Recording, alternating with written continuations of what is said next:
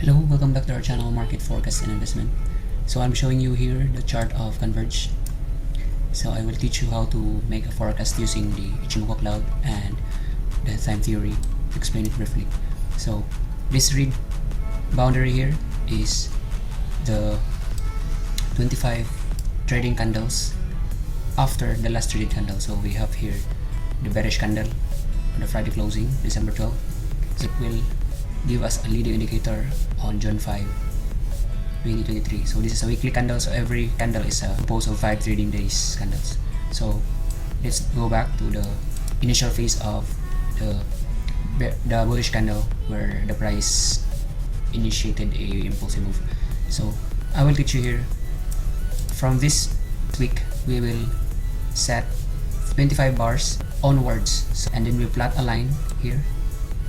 For drawing a line, we will connect the initial point and the intersection of the cloud and our vertical line. So the next line is from the lowest point up to the top of our intersection of the Kumu cloud and the vertical line. So as you can see, price testing these forecast lines, we shall see then some movement and interaction here of the price if the price will continually head up straight. And when the price gets a massive rejection down, so we can see further down. So this will be a very interesting forecast lines, as this can be used also as a basis of our entry assumption of the trend, which will be uptrend. So this will be our box for our possible profit production.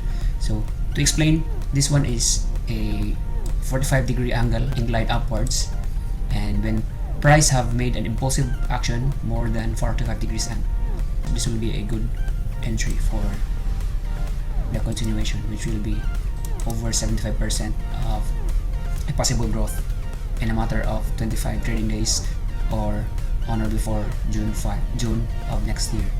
So that would be all as a short video clip for you to understand yield theory, Ichimoku cloud, and time theory. Thank you. Feel free to like, share, and subscribe.